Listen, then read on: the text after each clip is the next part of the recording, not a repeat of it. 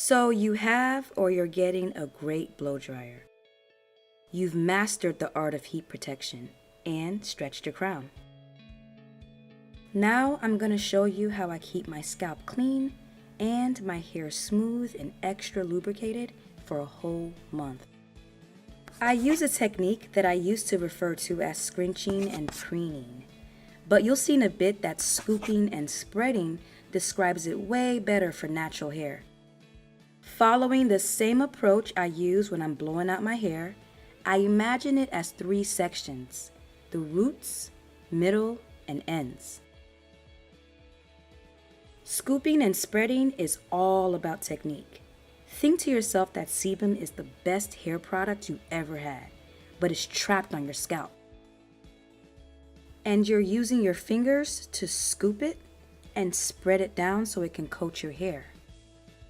Below is a link to a video I posted on the science of sebum.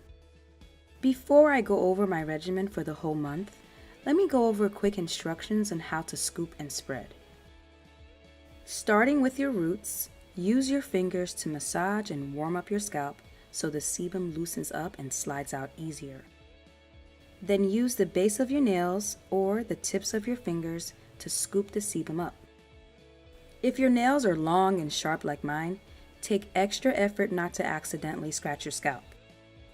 You're not using the tips of your nails, you're using the base and sliding it along your scalp to scoop up sebum. You don't really even need to touch your scalp because a lot of the sebum is sitting on the first centimeter or 2 of new growth. After scooping, spread the sebum down. Sebum is thick, so it's not going to coat your length in one session.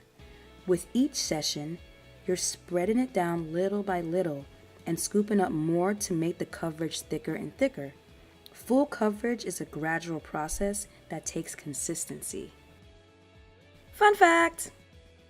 Did you know African Americans not only produce the highest quality sebum, we also produce more of it and a lot thicker.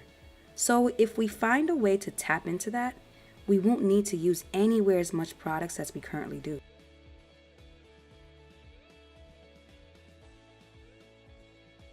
So, I washed, treated, and blew out my hair on October 17th and didn't scoop and spread until October 27th.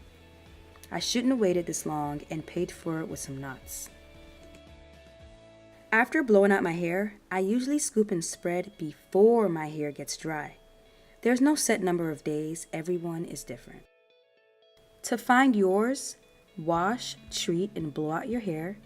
Check it every day to see if it's still flexible and moisturized. Take note of the day it feels dry and go back one day. That's the day that you should scoop and spread because you want to stay ahead of the dryness. For me, I should have scooped and spread on the 22nd to avoid problems. For the first session, there's not that much sebum built up, so you're going to need the assistance of some products. After massaging your scalp, use a water-based spritz with an acidic pH to break up and help further loosen up the dried sebum on your scalp, so you can scoop up as much sebum as possible. There's not that much sebum to work with yet, so focus on spreading it down the first inch or so, and use an organic oil to help slide it down even more. This technique is also really good for safely removing shed hair. It just slides out without me even having to disturb my ends at all. This is the first session, so my ends are drier than usual. They're fragile and uncoated. So I use the spritz to loosen it up and the oil to protect it, so I can feel for knots and remove more shed hair without causing breakage. You want your hair to stay stretched, so only use a small amount of spritz so your ends don't shrink up and cause single strand knots. With this regimen, I don't use combs or brushes, so this is my current level of detangling.